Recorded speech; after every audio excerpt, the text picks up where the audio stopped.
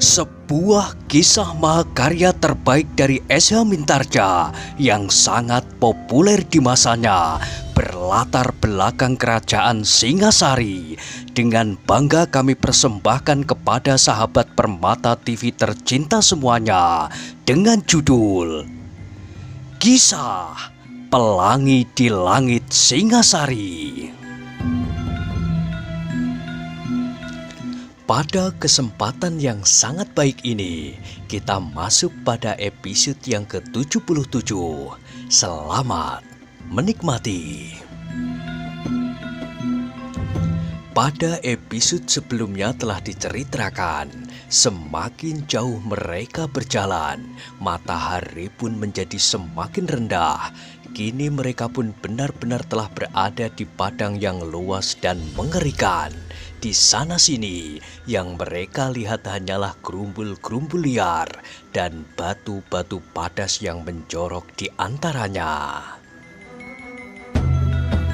Ketika kemudian malam membayang di langit, maka Mahesa Agni pun berhenti. Ia harus mendapatkan tempat yang baik untuk bermalam bersama kawan-kawannya. Diamat-amatinya tempat di sekitarnya itu, gerumbul-gerumbul liar dan rerumputan. "Kita bermalam di sini," berkata Mahesa Agni kepada kawan-kawannya. Perasaan ngeri dan cemas semakin menghunjam ke dalam jantung ketika kawan-kawan Mahesa Agni itu. Demikian cemasnya, sehingga salah seorang daripada mereka yang tidak dapat menahan diri lagi telah kehilangan perasaan malunya, sehingga dengan gemetar ia berkata, "Apakah kita bermalam di padang ini, Agni?" "Ya, bukankah sebentar lagi hari akan malam? Apakah tidak lebih baik kita berjalan?" "Tidak, lebih baik kita berhenti. Kalau kita berjalan di malam hari, maka kita akan tidak dapat melihat sungai itu. Kita akan mengetahui apakah kita sudah sampai pada tebing yang rendah." Kawannya itu terdiam, tetapi bukan berarti bahwa ia telah kehilangan kecemasannya. Mahesa Agni itu pun kemudian berkata pula, "Disinilah, di atas rumput kering ini kita akan bermalam. Kita harus berganti-gantian bangun, supaya kita tidak kehilangan kewaspadaan. Mungkin ada binatang yang berbahaya." Bulu-bulu kuduk ketika kawan Mahesa Agni meremang. Meskipun mereka membawa senjata, namun senjata itu hampir-hampir tak berarti bagi mereka. Tetapi mereka tidak dapat berbuat apa-apa. Mahesa Agni itu kemudian meletakkan dirinya duduk di atas rumput-rumput liar yang kering. Tempat itu adalah tempat yang tidak menjadi rimbun karena batang-batang ilalang. Karena tanah di bawahnya adalah tanah yang berbatu padas. Dengan dada yang berdebar-debar, ketiga kawan-kawannya pun duduk pula dekat-dekat di samping Mahesa Agni. Sekali-sekali mereka memandang daerah sekeliling mereka dengan hati yang kecut. Seakan-akan di sekeliling mereka, di belakang gerumbul-gerumbul liar, di balik batang-batang ilalang, bersembunyi berpuluh-puluh hantu dan binatang-binatang buas yang siap menerkam dan menyobek kulit daging mereka. Tetapi mereka mengumpat-umpat tak habis-habisnya di dalam hati apabila mereka melihat Mahesa Agni hampir acuh tak acuh saja terhadap keadaan di sekelilingnya. "Marilah kita bentangkan tikar," berkata Mahesa Agni. Kawannya yang membawa tikar tidak menjawab, tetapi dengan dada dan tangan yang gemetar, ia membuka ikatan sehelai tikar dan dengan hati-hati ia membentangkannya. Demikian tikar itu terbentang, demikian Mahesa Agni merebahkan dirinya sambil bergumam, "Ah, alangkah enaknya setelah seharian berjalan, kita dapat beristirahat di bawah selimut mega yang putih dan langit yang biru bersih. Kawan-kawannya sama sekali tidak dapat ikut merasakannya. Mereka sama sekali tidak merasa lelah, apalagi keinginan untuk berbaring seperti Mahesa Agni itu. Mereka tidak juga melihat helaian awan putih yang berterbangan di langit dan warna yang biru bersih di atas kepala mereka. Yang ada di dalam hati mereka adalah bayangan-bayangan yang mengerikan. Tiba-tiba Mahesa Agni yang berbaring itu bangkit. Katanya, "Kita akan membuat api." "Heh?" Kawan-kawannya terkejut mendengarnya. Berkata salah seorang dari mereka, "Api akan menunjukkan bahwa di sini ada seseorang." "Apa salahnya?" sahut Mahesa Agni. "Kita tidak akan beku kedinginan. Apalagi kalau kita sempat menangkap binatang buruan. Maka malam ini akan menjadi malam yang tidak akan kalian lupakan." Mahesa Agni tidak menunggu kawan-kawannya menjawab. Dalam keremangan ujung malam, Agni segera bangkit dan mencari dahan-dahan dari gerumbul-gerumbul perdu di sekitarnya. Kemudian dengan seonggok rumput kering, Agni segera membuat api dengan batu yang dibawanya. Sepotong batu yang digosoknya keras-keras dengan sepotong kecil kepingan baja. Lontaran bunga apinya dapat membakar gelugut aren yang sudah dikeringkan. Dengan api itulah Mahesa Agni membakar onggokan rumput kering. Sesaat kemudian api telah menyala, lidahnya yang menjulur naik, seakan-akan ingin menjilat langit. "Hangat," gumamnya. "Biarlah api ini bertahan sampai pagi, jangan sampai padam, meskipun hanya baranya." Kawan-kawannya tidak menyahut, namun semakin besar api itu menyala, hatinya menjadi semakin kecut. Namun api itu segera menjadi susut. Dilemparkannya oleh Mahesa Agni beberapa potong kayu, supaya apabila api itu padam, maka akan masih tinggal baranya yang dapat dipakainya untuk memanaskan tubuh. "Biarlah nyala itu padam," berkata Agni. "Tetapi jagalah supaya masih ada bara yang tertinggal, supaya apabila malam nanti kita kedinginan, kita dapat melemparkan rumput-rumput kering ke atasnya dan api akan menyala kembali." Kawan-kawannya hanya mengangguk-angguk saja, tetapi mereka seakan-akan menjadi beku. Mereka melihat Mahesa Agni kemudian menumpuk beberapa potong kayu lagi di atas api dan membiarkan api itu menjadi bertambah kecil. Ketika dalam sesaat rumput-rumput yang kering telah habis terbakar. Sejenak kemudian mereka saling berdiam diri. Mata mereka menghunjam ke pusat api yang sudah tidak lagi menjalar ke udara. Malam pun semakin lama menjadi semakin gelap, dan bintang-bintang di langit menjadi semakin banyak menggantung dengan cerahnya. "Kita perlu air." Tiba-tiba Agni memecah kesepian. Kawan-kawannya saling berpandangan. Mereka memang merasa haus, tetapi mereka tidak menjawab. "Siapa yang akan mengambil air ke sungai?" Tak ada yang menjawab, sehingga Agni meneruskannya.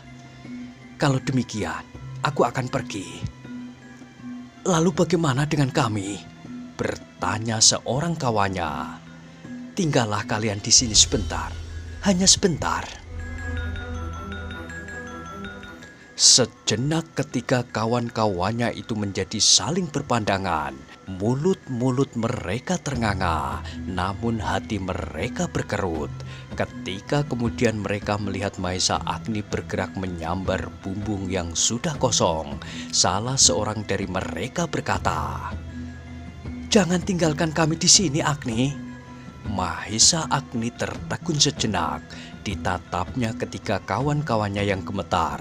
Katanya, "Kenapa? Kenapa kalian tidak berani tinggal di sini bertiga?" Dengan nanar mereka memandang berkeliling. Padang rumput itu adalah padang rumput karautan, tetapi mulut-mulut mereka tidak berani mengucapkannya. "Aku haus," berkata Mahesa Agni. "Karena itu aku perlu air. Kalau ada di antara kalian yang mau mengambilnya untuk kita berempat, aku akan tinggal di sini." "Kita mengambil bersama-sama," minta salah seorang daripadanya. Mahesa Agni menarik nafas dalam-dalam, namun kemudian ia berkata, "Jangan, tunggulah bekal-bekal kita. Kalau ada anjing liar, apakah kalian takut kepada anjing-anjing liar itu? Bukankah kalian laki-laki yang di lambung kalian tergantung pedang? Apakah gunanya pedang itu?"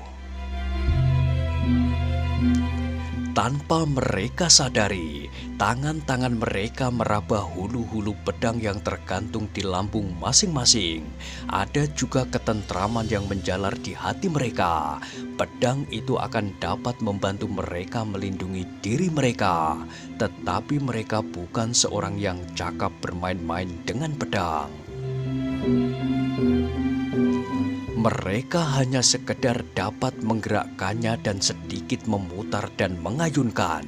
Tetapi apabila yang datang benar-benar hanya anjing-anjing liar, maka 3 bilah pedang itu sudah berlebihan. Atau kalian dapat menyalakan api itu kembali, supaya binatang-binatang buas menjadi ketakutan dan tidak mendekati kalian. Kawan-kawan Mahesa Agni itu mengangguk-anggukkan kepala mereka, tetapi hati mereka serasa membeku.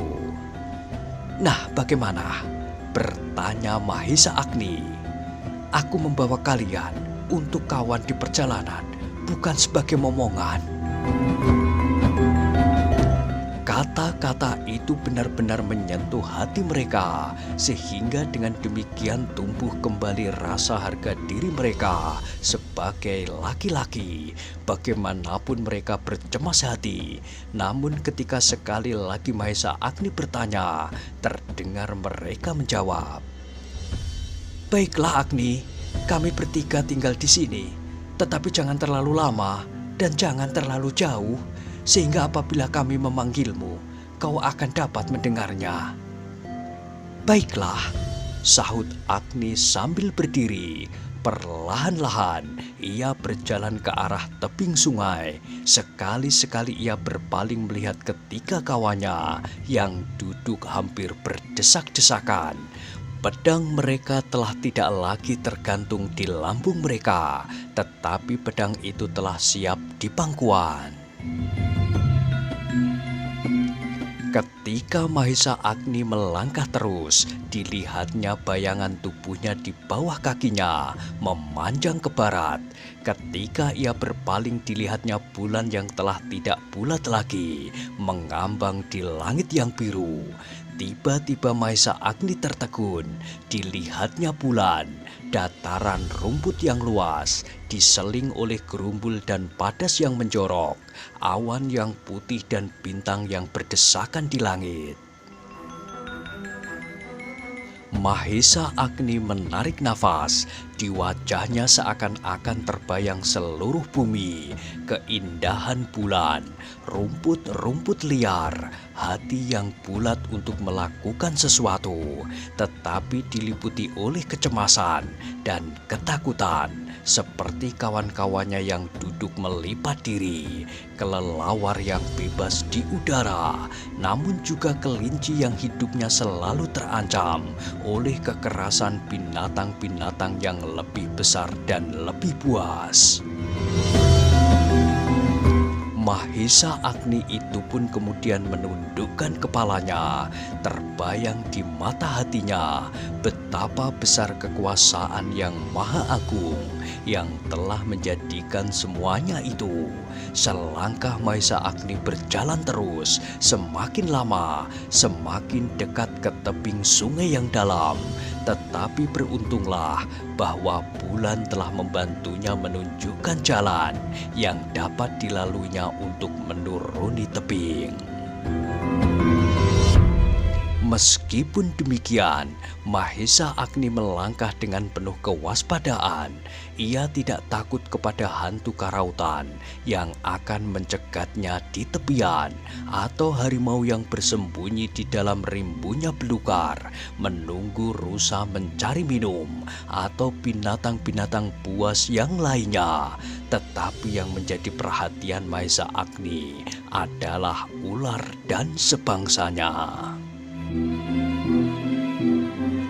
Meskipun ia masih mempunyai ramuan obat penawar bisa, tetapi baginya lebih baik tidak usah mempergunakannya daripada ia harus digigit ular, apalagi ular yang bisanya sangat tajam. Maka meskipun ia akan dapat menawarkannya, namun ia pasti akan mengalami demam. Perlahan-lahan, Mahesa Agni merayapi tebing yang curam turun ke bawah. Telah didengarnya gemericik air sungai yang mengalir di bawahnya. Sekali-sekali ia melihat kilatan pantulan cahaya bulan pada wajah air yang beriak kecil itu. Di lambung kanannya tergantung bumbung tempat air, dan di lambung kiri tergantung pedangnya. Adalah jarang sekali Mahesa Agni menyandang pedang atau senjata apapun. Tetapi karena perjalanannya yang penting kali ini, maka ia pun bersenjata pula seperti ketiga kawan-kawannya. Mungkin senjata itu berguna tidak saja untuk berkelahi, tetapi untuk menebas pepohonan dan kayu-kayuan apabila diperlukan. Dalam pada itu ketika kawannya masih duduk mematung, seakan-akan mereka sama sekali tidak berani bergerak. Hanya sekali-sekali mereka memandang jauh ke tempat Mahesa Agni menghilang. Tetapi sekali-sekali mereka juga sempat melihat bulan yang jernih. Namun tak seorang pun dari mereka yang mulai bercakap-cakap. Tetapi tiba-tiba salah seorang dari mereka menjadi pucat ketika ia memandang bulan yang kekuning-kuningan. Tiba-tiba di bawah bayangan cahaya bulan itu, ia melihat sesuatu yang bergerak. Mula-mula ia hanya menyangka bahwa itu adalah daun-daun yang disentuh angin. Tetapi gerak itu ternyata terlalu jauh bergeser. Dengan tangan yang gemetar, digamitnya kawan-kawannya, dan dengan dagunya ia menunjuk ke arah bayangan itu. Kawan-kawannya yang kemudian berpaling pula merasa seperti disengat lebah di tengkuknya. Mereka terkejut bukan kepalang. Bayangan itu bergerak cepat sekali, seperti hantu yang terbang di atas padang rumput karautan tanpa menyentuh tanah. Tubuh mereka itu pun menjadi gemetar. Hampir seluruh sendi-sendi tulang mereka serasa terlepas. Tiba-tiba merayaplah di dalam dada mereka anggapan bahwa sebenarnya hantu itu dapat bergerak cepat sekali tanpa menyentuh tanah. Pedang-pedang yang berada di pangkuan mereka itu sama sekali sudah tidak mereka ingat lagi, apalagi untuk berbuat sesuatu. Mereka hanya dapat duduk membeku tanpa berani menggerakkan ujung jarinya sekalipun. Meskipun demikian, mereka mencoba juga untuk melihat bayangan itu bergerak-gerak, sekali-sekali cepat, namun kemudian lambat, berkisar dari satu garis ke garis yang lain. Dalam pada itu yang dapat dilakukan oleh ketiga kawan Mahesa Agni hanyalah berdoa, semoga hantu itu tidak datang kepada mereka. Dengan dada bergetar dan tubuh gemetar, mulut mereka berkomat-kamit. Tetapi bayangan itu semakin lama menjadi semakin dekat. Namun mereka melihat bayangan itu berada pada garis yang menyilang di hadapan mereka, sehingga mereka mengharap bahwa bayangan itu tidak berbelok lurus ke arah mereka. Dengan mata terbelalak, mereka menyaksikan gerak bayangan itu. Hati mereka berdesir ketika mereka menyaksikan itu. Hati mereka berdesir ketika mereka menyaksikan bayangan itu berhenti. Tetapi hanya sesaat, kemudian kembali bergerak berputar. Mereka melihat gerak itu menjadi lebih lambat, dan yang hampir menjadikan mereka pingsan, bayangan itu berjalan ke arah mereka bertiga, seolah-olah mereka bertiga itu sudah dilihatnya. Ketakutan yang bergolak di dalam dada mereka itu pun menjadi semakin memuncak. Tiba-tiba terdengar salah seorang berdesis dengan gemetar. "Menuju kemari." Kawan-kawannya menyahut, "Ya." Mereka itu kemudian melihat bayangan itu sudah semakin dekat. Di belakang bayangan itu mereka melihat selapis asap yang bergulung-gulung, asap putih yang tipis. "Hantu itu berasap," gumam mereka di dalam hati. Karena itulah, maka mereka menjadi semakin ketakutan. Namun telinga mereka kini telah mendengar derap kehadiran bayangan itu. Derap itu seperti derap seekor kuda. "Seekor kuda?" desis salah seorang dari mereka. "Hantu itu naik kuda sembrani," sahut yang lain. Hati mereka semakin lama menjadi semakin kalut, sehingga akhirnya mereka sampai ke puncak kecemasan. Tiba-tiba salah seorang dari mereka berkata, "Lari." "Kemana?" sahut yang lain. "Kemana saja, tetapi kita tidak dapat berlari secepat kuda sembrani." Sesaat mereka terdiam. Mereka memang tidak dapat berlari secepat kuda sembrani. Karena itu, mereka menjadi semakin bingung. Sedang bayangan itu semakin lama semakin dekat dengan mereka. "Bersembunyi," desis yang lain. Mereka segera mencoba mencari tempat untuk bersembunyi. Yang ada di dekat mereka adalah sebuah gerumbul yang cukup lebat, sehingga dengan serta-merta kedua kawannya menyambut. "Ya, kita bersembunyi." Serentak mereka bertiga merangkak cepat-cepat memasuki gerumbul yang ada di samping mereka.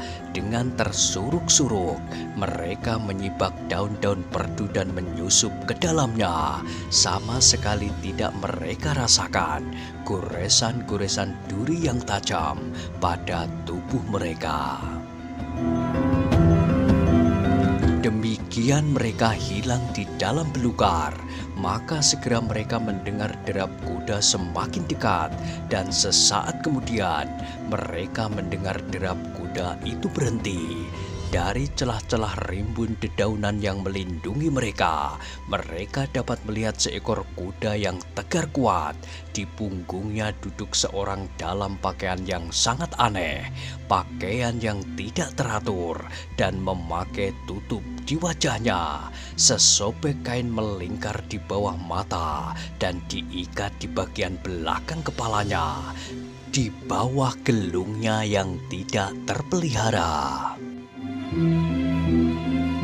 Melihat kuda dan penunggangnya itu, ketika kawan-kawan Mahesa Agni benar-benar tidak lagi bergerak, bernafas pun rasa-rasanya menjadi sangat sulit.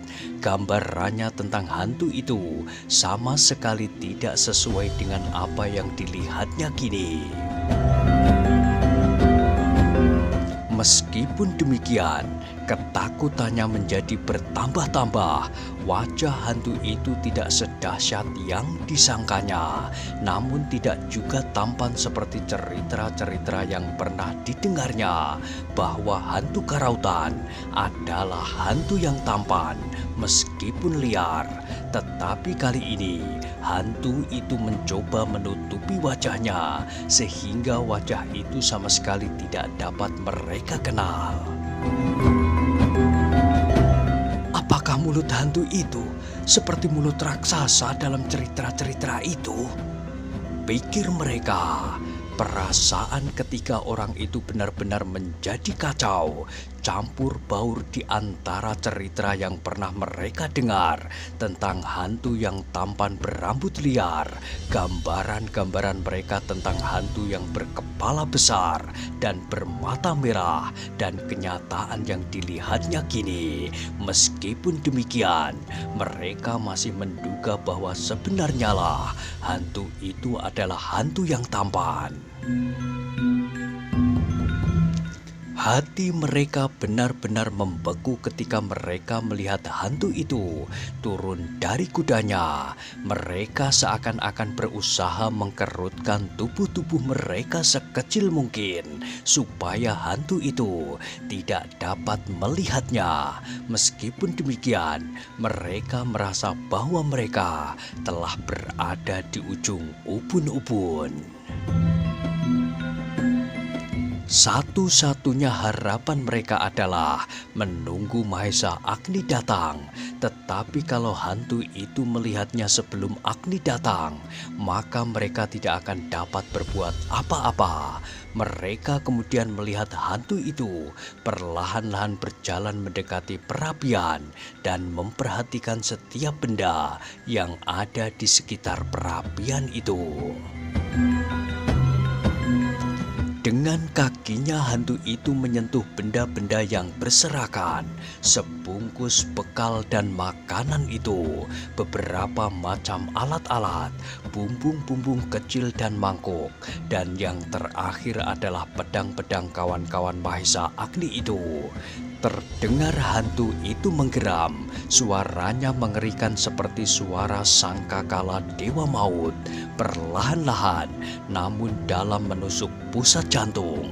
Ketika kawan Mahesa Agni benar-benar berkerut seperti tikus di hadapan seekor kucing yang garang, hanya bibir-bibir mereka sajalah yang bergerak-gerak, namun seluruh tubuh mereka menggigil seperti orang kedinginan.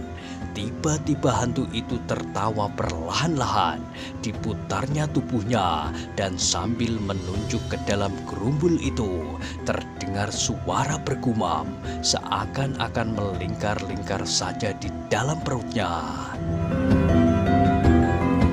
Dada ketika kawan Mahesa Agni itu benar-benar hampir meledak karena kecemasan melihat sikap hantu itu. Seakan-akan hantu itu telah menunjuk hidung mereka masing-masing, dan suara tertawanya adalah pertanda bahwa maut telah siap untuk menerkamnya. Siapa bersembunyi di sana? Terdengar suara hantu itu berat. Pertanyaan itu benar-benar seperti ledakan petir di dalam kepala kawan-kawan Mahesa Agni itu. Tulang-tulang mereka serasa benar-benar telah terlepas dari kulit daging mereka. Dan karena itulah, maka mereka dengan lemahnya terkulai di tanah, di dalam gerumbul yang rimbun. Seandainya sebilah pisau menyentuh kulit mereka, maka seakan-akan dari kulit itu tidak akan menetes darah yang merah. Demikian takut dan cemas mereka, sehingga tubuh-tubuh mereka menjadi putih seperti mayat dan dingin membeku seperti air embun yang menetes di malam hari. Sejenak hantu itu tegak berdiri dengan garangnya. Ditunggunya jawaban dari pertanyaannya, tetapi tak ada yang berani mengucapkan sepatah kata pun, apalagi menjawab pertanyaan hantu itu. "Hei!" teriak hantu itu lebih keras.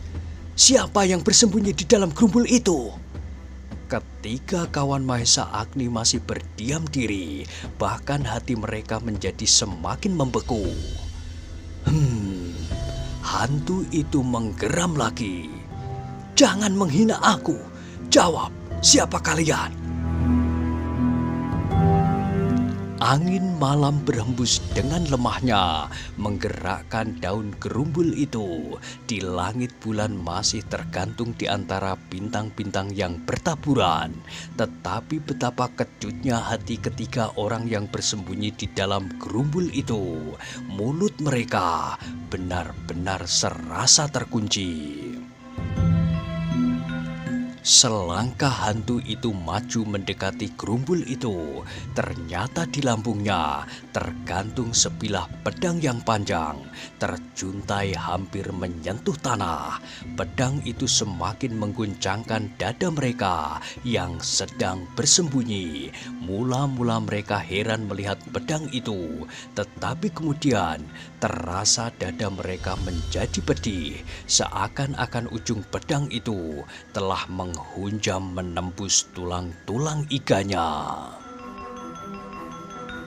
Hantu itu rupa-rupanya menjadi marah ketika pertanyaan-pertanyaannya tidak berjawab. Dengan lantang diulangi pertanyaannya. "Hei, siapa yang bersembunyi di situ? Aku minta kalian menjawab pertanyaanku." Suara itu lepas selepas angin yang bertiup di padang rumput, hilang tanpa kesan dan jawaban. Dengan demikian, maka hantu itu menjadi semakin marah. Selangkah lagi ia maju dan kali ini ia mengancam. "Aku sudah mengucapkan beberapa kali pertanyaan, tetapi kalian tidak menjawab. Kalau kalian tidak mempedulikan kehadiranku di sini, maka kalian akan mengalami nasib yang malang. Sekarang jawab pertanyaanku. Siapakah kalian?" Ketiga orang yang bersembunyi itu benar-benar menjadi ketakutan. Mereka harus menjawab pertanyaan hantu itu supaya hantu itu tidak menjadi semakin marah. Tetapi tak seorang pun yang mampu mengucapkan jawaban. Karena itu, hantu itu hanya mendengar desah nafas yang berkejar-kejaran. "Hei!" geram hantu itu pula, dan tiba-tiba ia berteriak. "Keluar! Keluar dari gerumbul itu. Kalau tidak, maka gerumbul ini akan aku bakar." Mereka yang bersembunyi di dalam gerumbul itu menggigil semakin cepat. Tubuh mereka seakan-akan tidak lagi dapat mereka kuasai. Meskipun mereka mendengar dan melihat, namun seakan-akan mata mereka dan telinga mereka itu tidak lagi ada hubungannya dengan anggota badan mereka yang lain. Meskipun telinga dan mata mereka mempengaruhi kehendak mereka untuk merangkak keluar karena ancaman hantu itu, namun anggota badan mereka seolah-olah telah terlepas satu sama lain sehingga tidak lagi mampu bergerak. Hantu itu kemudian berdiri bertolak pinggang, kakinya merenggang dan dadanya menengadah.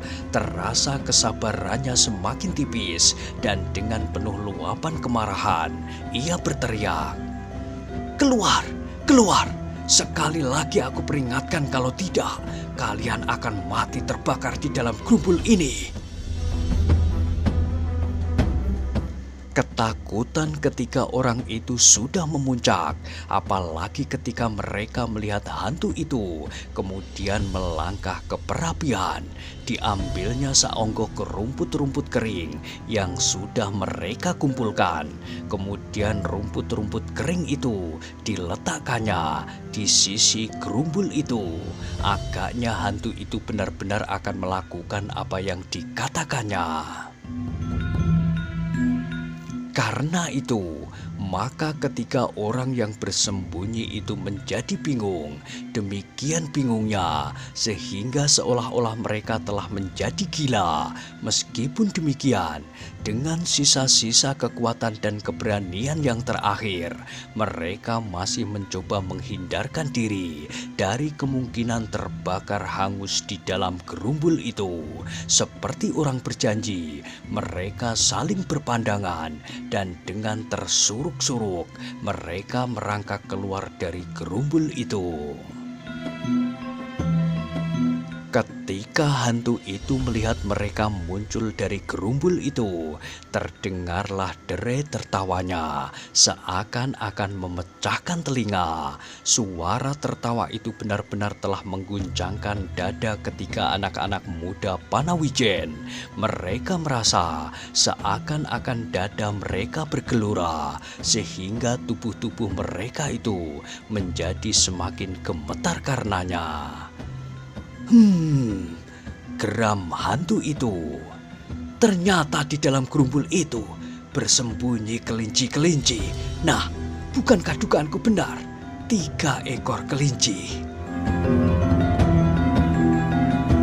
Ketiga anak muda itu sama sekali tidak berani memandang wajah hantu yang tertutup sesobek kain. Mereka duduk dengan lemahnya sambil menundukkan kepala mereka dalam-dalam. "Kemari!" bentak hantu itu. Ketika anak muda Panawijen itu masih berdiam diri, mereka seakan-akan tidak mampu lagi untuk bergerak maju. "Kemari!" teriak hantu Padang itu. Suara itu menggelegar seperti petir menyambar di langit. Kembali mereka tersuruk-suruk, merangkak mendekati hantu yang berdiri bertolak pinggang dan kaki renggang. Ketiga anak muda itu seakan-akan seorang hamba yang sedang menghadap tuannya, duduk dengan kepala tunduk dan hati yang bergolak penuh kecemasan, ketakutan, dan kengerian. Rupa-rupanya sikap mereka itu benar-benar menyenangkan hantu Padang itu. Sekali lagi terdengar hantu itu tertawa berderai, suaranya bergulung-gulung, melontar ke segenap sudut Padang Karautan. Tetapi ketika ketiga anak muda Panawijen itu semakin dekat, maka tiba-tiba suara tertawa itu berhenti. Dengan mata terbelalak, hantu itu memandangi anak-anak muda yang duduk di hadapannya. Bahkan kemudian tanpa sesadarnya, hantu itu berdesis, "Anak-anak Panawijen, bukankah kalian anak-anak Panawijen?" Ketiga anak-anak muda itu menjadi semakin kecut. Wajahnya semakin pucat karena mereka mendengar hantu itu menyebut mereka dengan tepat sebagai anak-anak muda Panawijen. Namun sesaat kemudian, hantu itu sudah tertawa lagi. Dengan nyaring ia berkata, "Hai anak-anak Panawijen, jangan heran, aku tahu siapa kalian. Adalah suatu kesenangan yang sukar dicari di kesempatan yang lain." Hantu itu berhenti sejenak, kemudian dilanjutkannya, "Jangan ingkar, bukankah kalian anak-anak muda Panawijen?" Ketiga anak-anak muda itu tidak segera menjawab. Mereka benar-benar telah membeku, sehingga hantu itu terpaksa membentak keras, "Ayo jawab, kalau tidak aku cekik kalian sampai mati." Ngeri dan kengerian itu telah memaksa salah seorang dari ketiga anak muda itu menjawab dengan suara parau gemetar, "Ya." Mereka sama sekali tidak berani mengingkari, sebab menurut dugaan mereka, hantu dapat melihat apa saja dan mengerti apa saja. "Bagus," sahut hantu itu. Dan tiba-tiba hantu itu semakin mengejutkan dan menakutkan. Suaranya menjadi semakin kasar. Dengan tajamnya hantu itu berkata, "Aku mempunyai dendam yang dalam terhadap anak-anak muda Panawijen." Mendengar kata-kata terakhir dari hantu itu, maka nyawa-nyawa mereka serasa telah bergerak ke ubun-ubun. Dengan satu sentuhan dari hantu itu, maka nyawa-nyawa itu sudah akan terlepas dari tubuh-tubuh mereka. Sehingga sedemikian ketakutan itu mencekam hati mereka. Ialah seorang dari mereka terpaksa mencoba berkata, "Kenapa Tuhan mendendam kami?" Kembali terdengar derai tertawa hantu itu. Jawabnya, "Aku mendendam setiap orang yang berani menginjakkan kakinya di padang ini. Tetapi lebih-lebih lagi anak-anak muda Panawijen, apalagi yang datang dengan membawa senjata. Nah, apakah kalian ingin melawan aku dengan senjatamu itu? Ambillah, lawan aku oleh kalian bertiga bersama-sama." "Tidak, tidak." Cepat-cepat salah seorang mereka berdesis. "Kami tidak berani melawan Tuhan. Pedang-pedang kami hanya sekedar untuk menjaga diri kami dari sergapan binatang buas dan untuk menebas pepohonan." "Apa? Jadi kalian ingin membunuh binatang-binatang peliharaanku di padang ini? Hei, Jinan, Patalan dan Sinung Sari!" bentak hantu itu. Hampir pingsan mereka bertiga ketika mereka mendengar nama-nama mereka disebutkan. Benar-benar di luar kemampuan berpikir mereka, dan dengan demikian telah mempertebal kepercayaan mereka bahwa hantu itu dapat mengetahui apa saja dan dapat mengerti apa saja, sampai nama-nama mereka pun dikenal pula oleh hantu itu. "Jangan terkejut kalau aku mengenal nama-nama kalian. Aku dapat mengenal setiap nama orang-orang yang lewat di padang ini. Meskipun baru untuk pertama kali, aku dapat mengenal tempat mereka dan mengenal orang tua mereka. Ternyata nasibmu memang lagi malang. Jangan menyesal bahwa kalian telah bertemu dengan hantu padang karautan ini." Tetapi, berkata salah seorang dari mereka tergagap-gagap, "Tetapi aku tidak pernah berbuat sesuatu." "Jangan ribut," teriak hantu itu. "Aku mendendam Panawijen, semua anak-anak muda Panawijen, termasuk kalian." Tubuh-tubuh itu kini sudah menjadi semakin lemah. Mereka benar-benar telah kehilangan harapan untuk dapat melepaskan diri dari tangan hantu itu. Yang dapat mereka lakukan adalah duduk bertelekan tangan mereka yang lemah dan memohon kemurahan hantu itu. "Ampun Tuhan, aku minta ampun." Hantu itu tertawa berkepanjangan. Jawabnya, "Tidak ada maaf untuk kalian dan untuk semua anak-anak muda yang berani menyentuh padang ini. Apalagi kalian telah berusaha membunuh binatang peliharaanku. Tebusannya adalah nyawa-nyawamu." Kini ketika anak muda itu telah terlempar dalam suatu suasana yang tidak dimengertinya, dada mereka seolah-olah tidak lagi mampu bergerak untuk menarik nafas, dan darah mereka serasa telah berhenti mengalir. Mereka masih dapat melihat hantu itu bertolak pinggang dan kemudian melangkah maju, tetapi mereka sudah tidak mampu berbuat apa saja.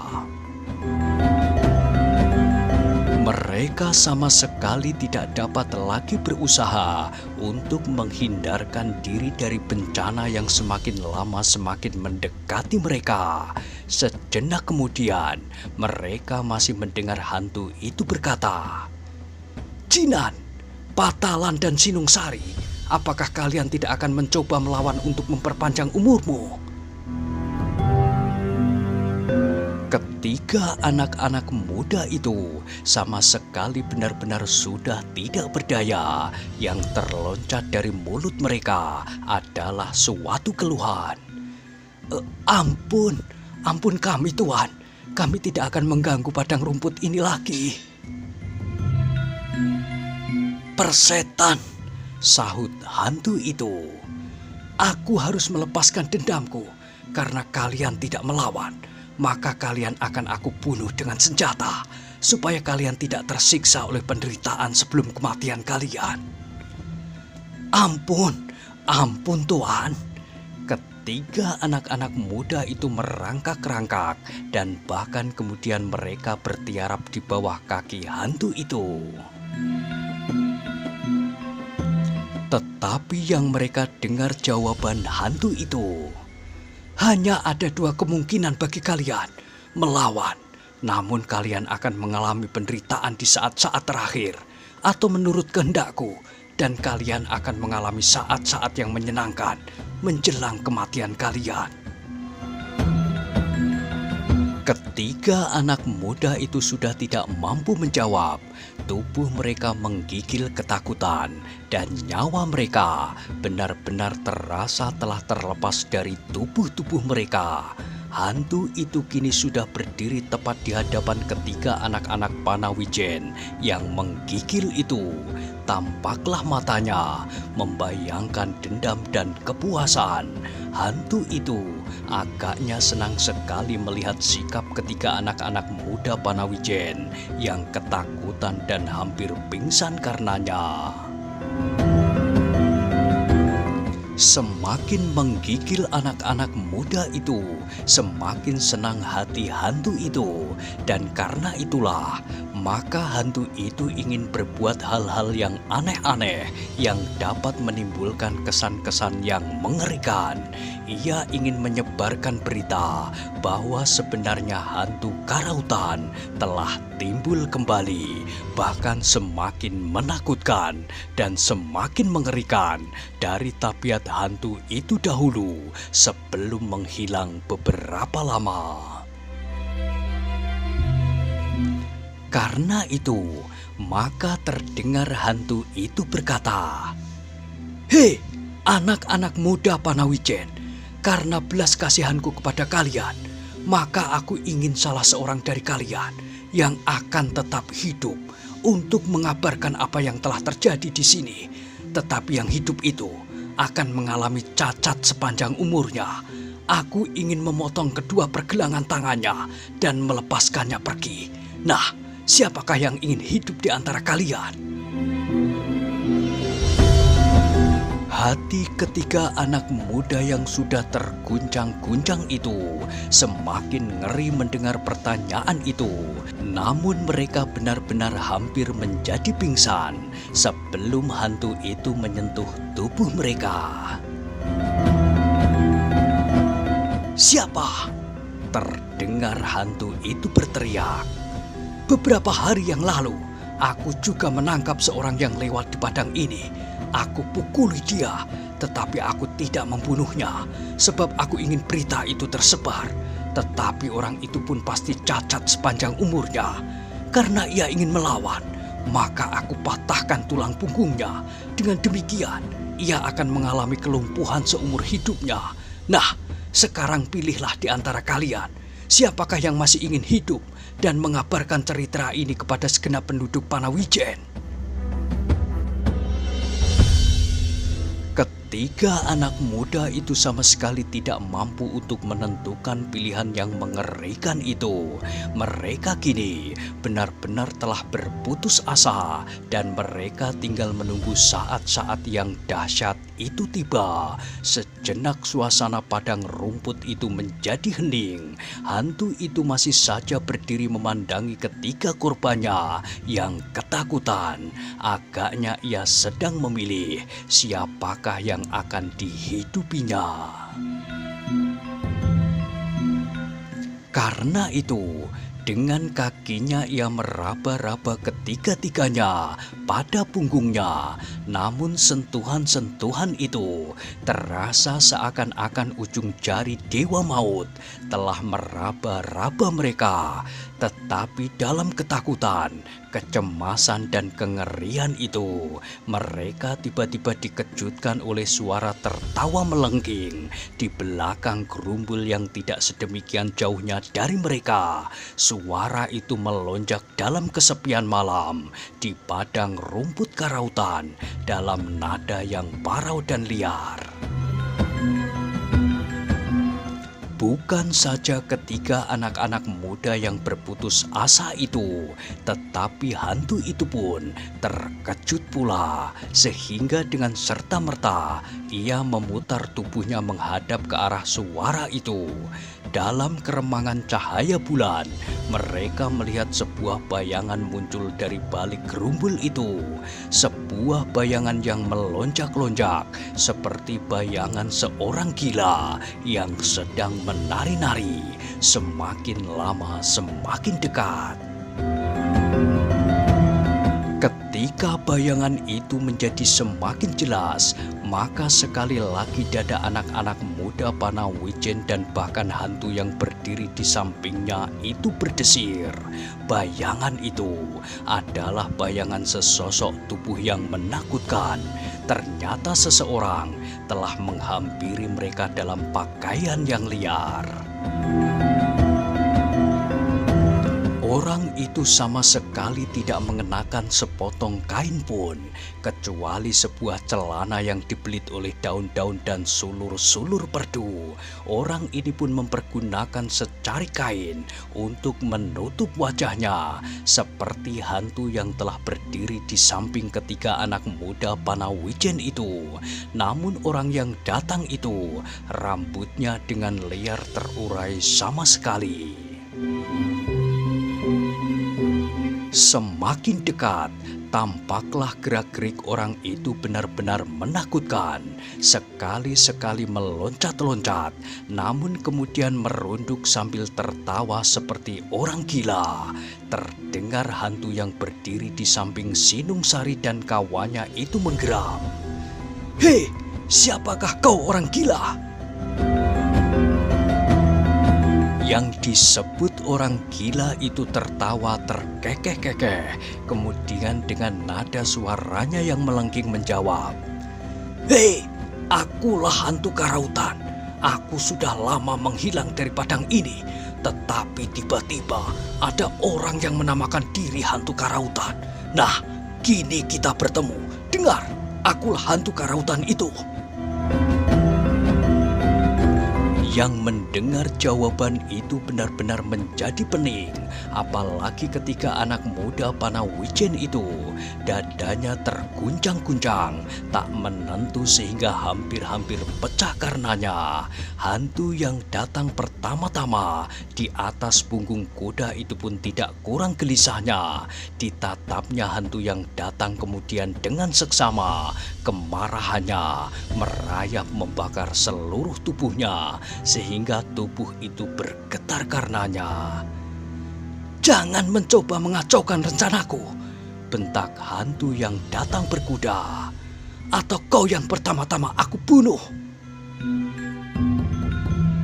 Hantu yang mirip orang gila itu tertawa terkekeh-kekeh, tubuhnya terguncang dan dengan langkah-langkah kecil ia meloncat-loncat, sahutnya dalam nada yang tinggi. Oh, kau akan membunuh aku. Pernahkah kau mendengar cerita tentang hantu karautan yang sebenarnya? Bukan hantu seperti tampangmu. Hantu karautan tidak bisa mati. Hantu karautan akan tetap hidup untuk seterusnya. Api kemarahan yang memancar dari mata hantu yang datang pertama-tama menjadi semakin menyala-nyala. Kini ia maju setapak dan suaranya menggelegar. "Kalau kau benar hantu karautan, kau pasti tahu siapakah ketiga anak-anak muda yang ketakutan ini." Oh, teriak hantu gila itu mengerikan. Kenapa kau tanyakan nama-nama mereka? Hantu tahu segala-galanya. Aku tahu namanya, rumahnya, dan orang tuanya. Nah, kalau kau benar-benar hantu karautan, sebutlah namanya. Baik, baik. Aku akan menyebut namanya. Tetapi aku ingin melihat wajahnya dengan jelas. Hantu yang mirip orang gila itu melangkah kecil-kecil mendekati ketiga anak muda Panawijen yang ketakutan. Satu-satu dirabanya tengkuk anak-anak muda itu, dan dengan nyaring ia berkata, "Hantu karautan membunuh korbannya dengan luka di lehernya. Aku suka menghisap darah, apalagi darah-darah anak muda, semuda anak-anak ini. Alangkah segarnya, dan apabila darah mereka bertiga belum cukup, maka darahmu akan aku hisap pula. Darah orang yang mengaku dirinya hantu karautan." "Diam!" bentak hantu berkuda. "Sebutkan namanya sebelum kepalamu terpancung." "Hantu tidak pernah memancung kepala korbannya," jawab hantu yang lain. "Dan aku belum pernah sekalipun naik kuda. Aku dapat berlari melampaui kecepatan kuda dengan kakiku." "Persetan, tetapi kau tidak mampu menyebut nama anak-anak muda itu."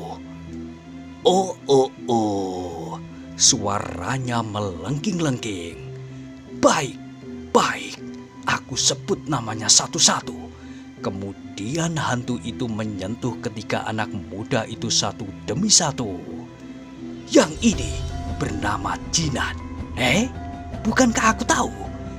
Yang ini Patalan. Dan yang satu lagi, Sinung Sari." Terdengar hantu berkuda itu menggeram. Dengan lantang ia berkata, "Kau mendengar aku menyebut namanya?" "Oh, maaf. Aku mendengar dan melihat apa yang kau lakukan. Mengintai di kejauhan, melihat api yang menyala di sini. Kemudian kau datang ke arah api itu. Begitu, kau kemudian menakut-nakuti mereka dengan menamakan dirimu hantu karautan." "Cukup!" Hantu berkuda itu menjadi marah sekali. Selangkah ia maju mendekati hantu yang mirip orang gila itu. Dalam luapan kemarahan ia berkata, "Jangan banyak bicara. Sekarang kita tentukan siapakah yang berhak menguasai padang ini dengan kekuatan." Oh, bagus, bagus, jawab hantu yang mirip orang gila itu. "Taruhannya adalah ketiga anak-anak muda itu. Siapa yang menang berhak memilikinya.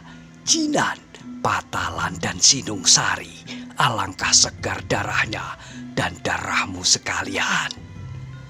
"Tutup mulutmu, bersiagalah," bentak hantu berkuda itu. Dan tiba-tiba saja pedangnya telah ditariknya dari warangkanya. Kau akan bertempur dengan pedang? Cepat, bersiagalah." "Baik, baik. Aku juga akan bertempur dengan pedang. Hantu mampu bertempur dengan apa saja, bahkan dengan batu dan pasir." Hantu gila itu kemudian berjalan-jalan tersuruk-suruk, memungut pedang Patalan yang terletak di samping perapian. Katanya kepada Patalan, "Aku pinjam pedangmu. Mudah-mudahan aku menang, sehingga kau akan mati dengan nikmat. Aku akan menghisap darahmu perlahan-lahan. Aku tidak sekejam hantu berkuda ini." Tetapi hantu berkuda itu sama sekali tidak sabar lagi. Cepat ia meloncat dengan pedang terjulur, langsung mengarah ke dada hantu yang lain. Namun hantu yang lain itu pun cepat menghindar ke samping dan dengan tangkas pula ia menggerakkan pedangnya. Demikianlah mereka berdua terlibat dalam perkelahian dengan pedang. Ternyata masing-masing dapat menggerakkan pedangnya dengan tangkas dan cepat. Kelincahan mereka menunjukkan bahwa mereka benar-benar mampu bertempur dengan pedang di tangan. Hantu berkuda itu bergerak dengan mantap, langkahnya tetap dan berat. Ayunan pedangnya mencampakkan angin yang kencang dan menimbulkan bunyi yang nyaring. Sedang hantu yang lain bergerak dengan lincahnya, langkahnya pendek-pendek dan melonjak-lonjak. Pedangnya pun bergerak dengan ayunan yang kecil-kecil, sekali mendatar, namun kemudian mematuk-matuk.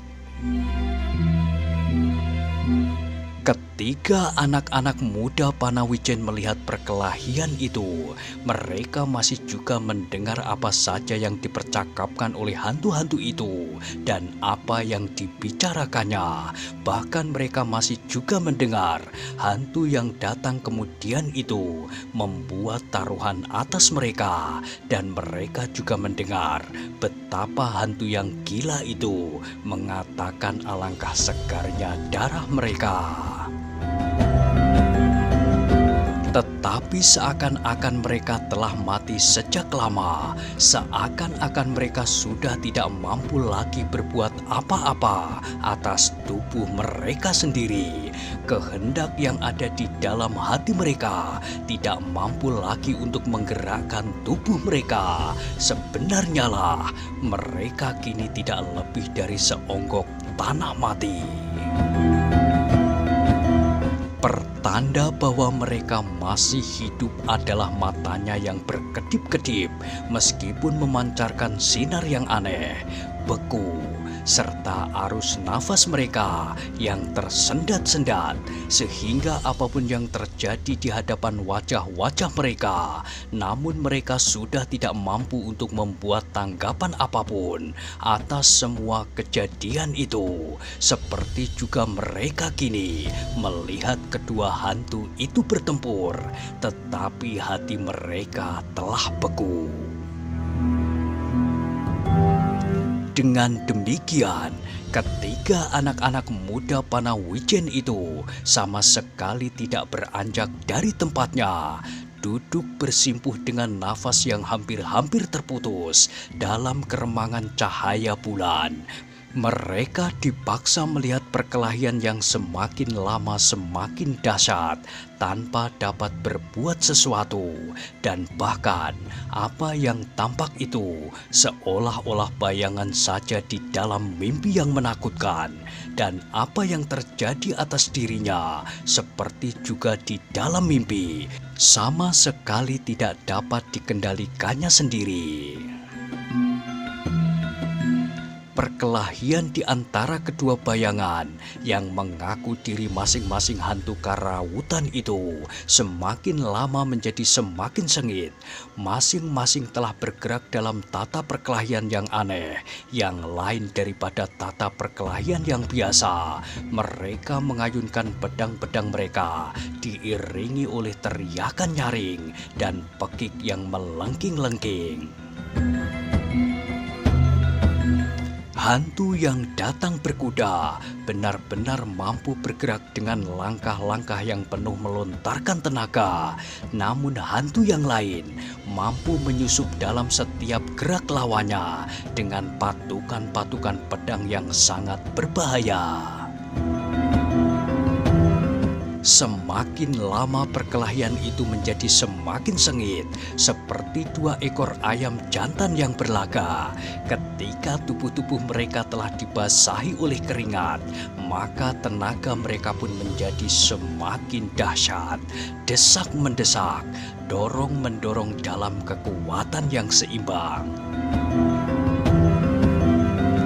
Ketiga anak muda Panawijen sama sekali tidak dapat menilai bagaimanakah perkelahian itu terjadi.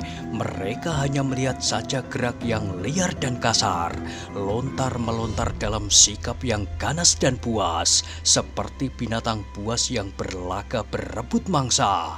Keduanya sama sekali tidak pernah mempertimbangkan apa saja yang sedang mereka lakukan untuk mengalahkan lawannya.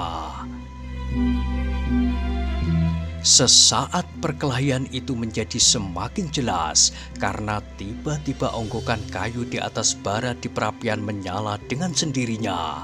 Menyalanya tidak begitu besar, namun cukup melontarkan sinar yang kemerah-merahan jatuh di atas tubuh-tubuh mereka yang sedang bertempur, sehingga tubuh-tubuh yang basah oleh keringat itu seolah-olah berlapis tembaga yang merah mengkilap. Namun sesuatu yang tidak diketahui oleh ketiga anak-anak muda Panawijen itu adalah perkembangan dari perkelahian itu. Perkelahian yang kasar dan liar itu justru semakin lama menjadi semakin teratur. Ketika tenaga mereka telah menjadi semakin susut, maka mulailah mereka dengan sungguh-sungguh berusaha untuk memusnahkan lawan-lawan mereka.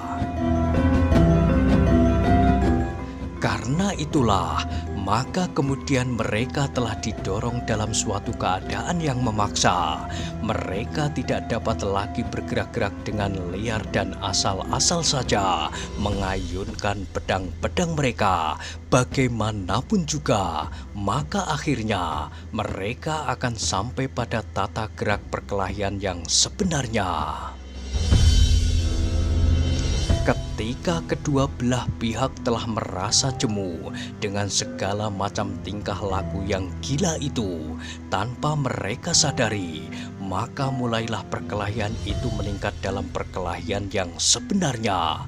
Hantu yang berkuda itu benar-benar telah kehilangan kesabarannya melawan hantu gila yang memekik-mekik dan melonjak-lonjak seperti monyet kepanasan, sehingga lambat laun maka tata geraknya pun berubah pula.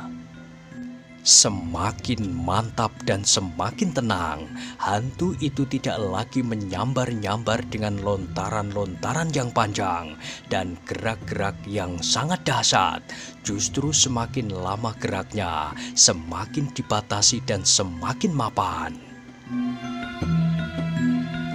Ternyata lawannya pun mengimbanginya juga. Hantu gila itu kini sudah tidak memekik-mekik lagi. Meskipun mula-mula ia masih mencoba melawan hantu berkuda itu dengan cara yang gila. Namun lambat laun, hantu itu pun dipaksa untuk merubah tata gerak perkelahiannya. Karena hantu berkuda itu menjadi semakin tenang dan mapan, maka hantu yang gila itu pun menjadi semakin tenang pula. Berbareng dengan itu, maka teriakan-teriakan dan pekik yang melengking-lengking itu pun berkurang pula lah. Kini mereka bertempur semakin wajar. Hantu berkuda itu dengan tangkasnya memutar senjatanya dalam arah-arah yang berbahaya dan mengerikan.